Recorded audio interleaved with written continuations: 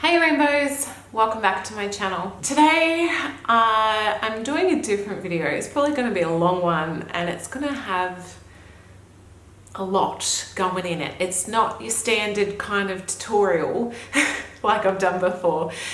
I just wanted to talk to you guys. I wanted to update you with what's happening in my life and get real and talk about some real issues that's been going on and just everything really, because been going through a really hard time and haven't been coping the best. So instead of me just sitting here in front of the camera and blah, blah, blah, talking, I thought I'd just color my hair at the same time because I mean it fucking needs it, doesn't it? It's so gross at the moment. So this is my faded out color from my last kind of rainbow hair I did. So, or one of the girls at work did, I should say. So there is still a bit of this kind of faded pinky burgundy rosy hues in there, which I do really like. So I'm going to do Ritual, which I have done before, from Arctic Fox. These products have been sent to me from Beautopia and I do have a discount code for you guys, Jade Madden 10, I think. I'll have it linked below. So on my regrowth I'm going to do straight Ritual from Arctic Fox. And then on my mids and ends, I'm going to do a diluted version. So this is basically a whole bottle of the big Arctic Fox diluter and probably about 15 grams of Ritual. So yes. Also, Hazel's asleep at the moment and I do have my aircon on because it's friggin' hot. But let's just get into it. There's going to be some trigger warnings. Just letting you know. Originally, I wasn't sure if I was going to do my regrowth, but then I was like, screw it. Just do it. So because my natural hair is a fair bit lighter in these front portions, I'm gonna not do the regrowth as far down in those sections. It's gonna be actually harder than I thought, like talking while doing all this. Oh, it's dark too, I can't even see what I'm doing. Bloody hell. Great idea. Talk about real full-on stuff when you're doing your hair. Also, I've shampooed my hair, no conditioner, and as you guys can see, it has dried a fair bit. So that is usually how I like to prep my hair when doing these kind of colors. I feel like the last few years have been pretty kind of full-on for our little family. And if you guys watch my channel, which I mean, hi. If you're new here, welcome. But you guys would probably know a fair bit of it already. And I've already done some videos kind of documenting some stuff that's happened in our life. So almost 2 years ago, hubby almost died from encephalitis. Just out of the blue, got struck with it. And I feel like since then we haven't had much of a break. Hubby's always struggled with, or lived with, I should say, anxiety and depression, and I feel like I personally had never experienced it until recently. And I always had like the partner's perspective of what it's like, and I know how debilitating it is and just how awful it is to live with, but never have I actually experienced it kind of firsthand. So as most of you may know, we went through a miscarriage last year and it was awful. And you know, I still feel like even now, it was October, now we're almost end of Feb, and it's still something that, you know, we're struggling with. And I think it's something that you kind of struggle with for the rest of your life. It never really truly goes away. And that's okay, just because there's not much you can really do about it. It's just, it is what it is. I mean, as hard as it was, I talked about it and I did videos on it, or video, I guess, on it. And I'm glad I did, because it's so much more common than what you realize. And so many women, and even men, partners, are in the same boat. And it's brutal and it's heartbreaking, and I wouldn't wish it on anyone. But it's funny because since then, I feel like the loss and just that feeling that never really goes away, but I feel like it has morphed or manifested into something completely different. something that I never thought would happen. And that is what I've been going through the last few months, and it has been awful. And again, I wouldn't wish it on anybody. So I'm going to get completely real and honest, and like I said, there's trigger warnings in this, so be prepared. But basically what happened, it's been a fair few months after the miscarriage, and I thought that, you know, not that I dealt with it, because you don't really, but like, I thought that, you know, the worst was kind of behind us, or we could move forwards and obviously not forget, but that part of our life was over in a way. And what had happened is, all of a sudden I started having these fears and these anxieties that something was going to happen to Hazel, who's my daughter, if you guys don't know.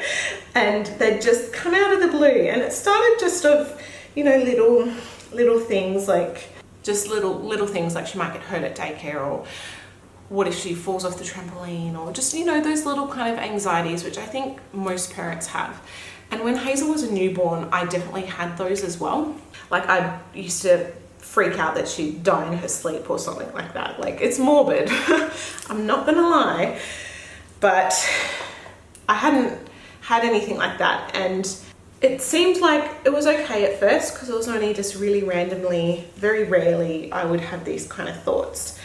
And then eventually, over time, without me even realizing, these thoughts became more and more frequent, more and more intense, more and more realistic and gruesome and debilitating, and almost to the point where I was having these thoughts that something was going to happen to Hazel pretty much every hour of the day, every single day. I would wake up from nightmares.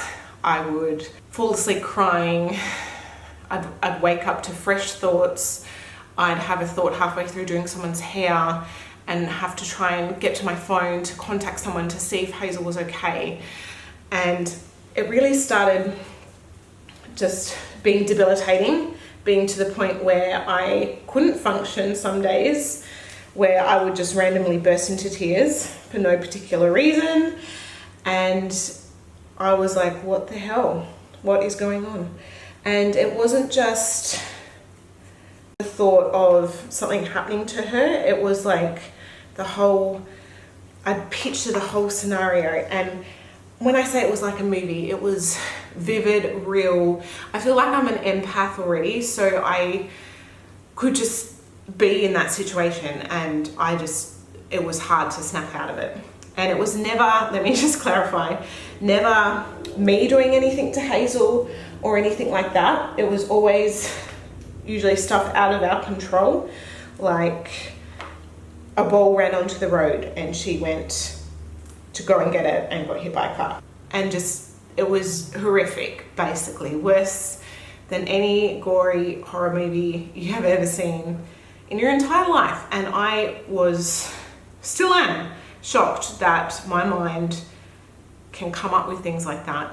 And it would hit me at as I said, the most randomest moments, out of the blue, and completely debilitate me. I had another one, for example, just to show you guys the extent.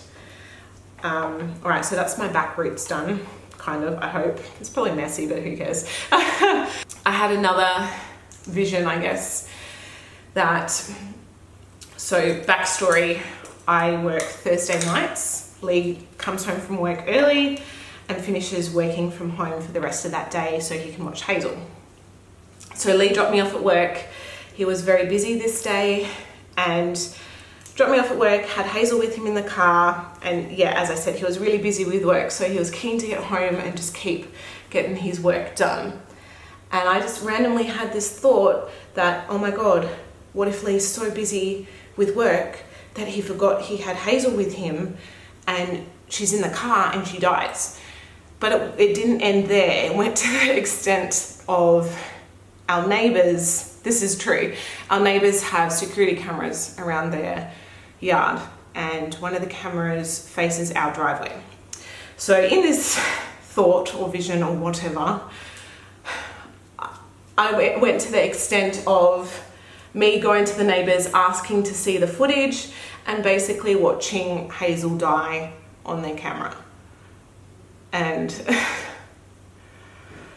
oh, holy shit, like, and this wasn't a once occurring thing. These thoughts, as I said, were every hour, different thoughts. I don't know how some would reoccur, but it was that kind of thing. Like, and then I started getting anxious, like if I had to drop my daughter off at my sister-in-law's, I'd get anxious because they've got a pool, and I'm like, what if she manages to get out and gets into their pool and she drowns? And then I could picture her finding her and trying to call me, and it was just horrific. And I spoke up about it to Lee. It did take me a while, and it's definitely something I was scared to talk to him about, because obviously scared of feeling crazy, scared they won't understand, scared that people might think I'm a bad mother or I'm not fit. And even talking about it here on YouTube, I mean, of course there's going to be people saying that, but hey, go somewhere else, Sharon. Because I know I'm not alone, and I know a lot of people do go through this as well. So I went to my doctor's, just my normal GP, and said, hey, like, I haven't really been coping that well. I want to get a mental health care plan. And she was lovely, and she said, cool, no problem. She said, what we'll do as well is we'll do a big blood test and just make sure like all your levels are right and everything is all sweet, and we'll get the mental health care plan sorted. And I think I filled out like one of those little kind of questionnaire things online, like, how often have you felt this way in the last week? And how often have you felt that way in the last week? Just gonna get more. Oh, there's a bit more here actually. I went to my first session. I've only had one session, and it is through a private clinic. I know you can probably get free sessions, which we might look into, because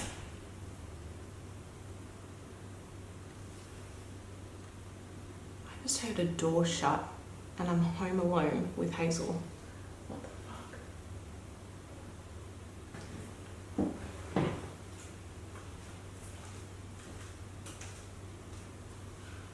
Oh, Hazel!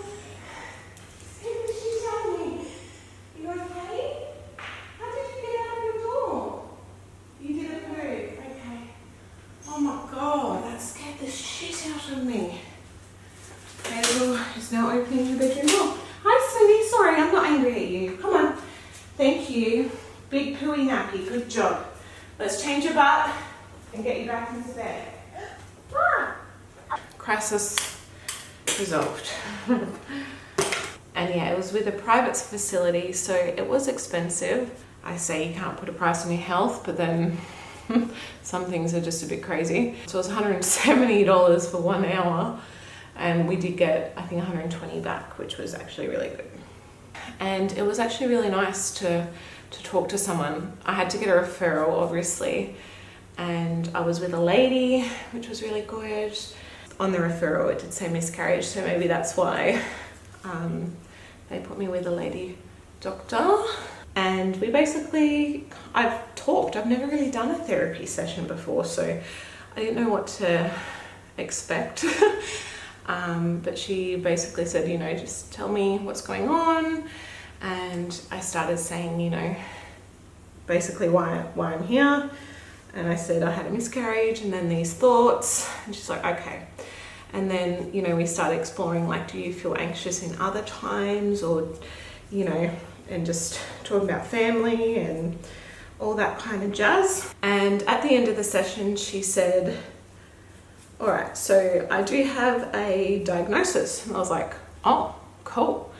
She said, what you've got is actually really, really common. So many people go through it. So many new mothers go through it. Even some mothers have the thought of, you know, what if I drown my baby in the bath, or what if I do this to my baby? And she said even that is still quite normal. In most cases, it is just an anxiety disorder. She said, but because mine is that little bit more intense and I am having those kind of intrusive thoughts, she said it is actually a form of OCD. And I was like, wow, that's insane. Like I had no idea. Like didn't know if it would be like some type of PTSD or I don't know. But yeah, OCD. So I was like, holy crap, wow. And she said, not so much the compulsive side of things.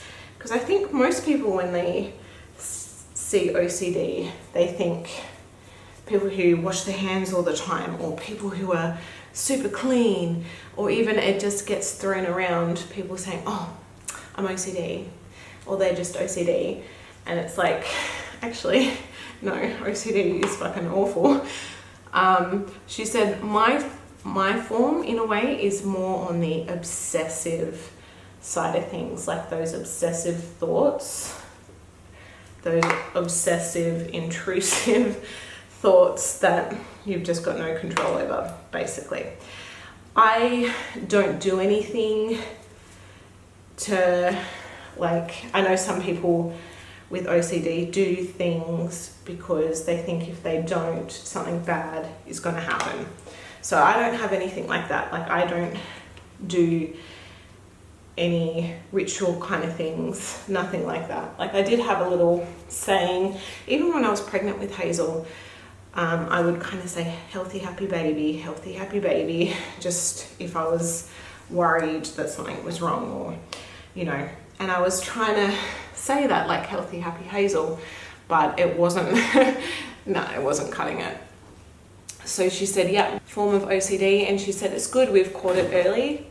Some people can go 20, 30 years and still be dealing with it. And I think if I did obviously wait that long, it would have manifested into something else, into me having to do certain rituals, maybe to like prevent something from happening, or I don't know. But I feel like already as it is, I couldn't imagine living with something like that for another 30 years, God.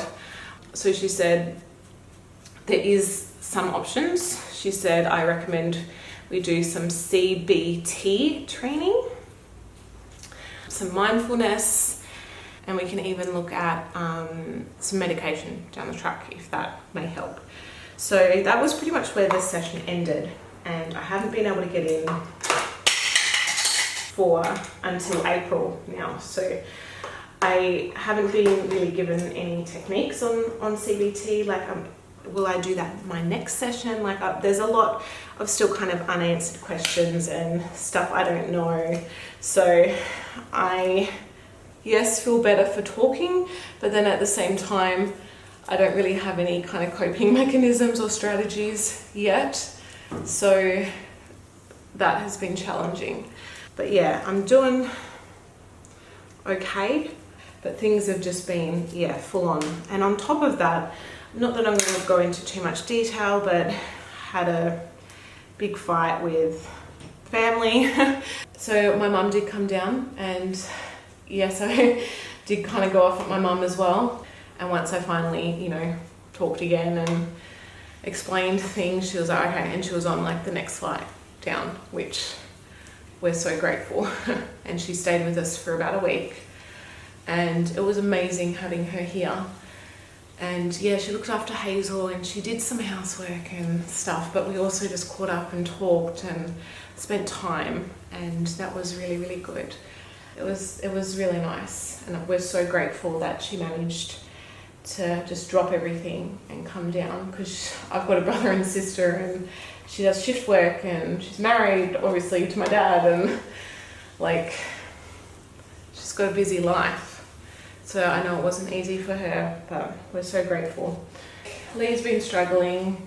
It's just been hard, I think. I feel like always, while Lee has, you know, struggled with mental health, I've always been the strong one. I've always had to be the one to pick up the pieces and to be the rock and, you know, do stuff when he couldn't. And he's been struggling, and then I've been struggling, and that's where things have become really hard. not just like day-to-day living, but like, you know, your relationship, and tensions are high and trying to be a parent at the same time, and it's fucking hard. And on top of everything else, oh God, if you guys are still here, hey. So on top of all of that, how I've been feeling, how Lee's been feeling, I have just found out that I'm pregnant. So that was terrifying, because obviously extremely happy, extremely grateful. I kind of felt like we'd never get another chance. I kind of felt like it was done and that was it, you know. Anyone that doesn't know our kind of story, for some context, I have some videos linked below, but Hazel, you can hear a little sausage. It took us 5 years to get Hazel. Like, we didn't think we'd be able to have kids, and then it was another 2 years before I got pregnant with last little bubba, who we called Hunter, and then miscarried, and now pregnant. And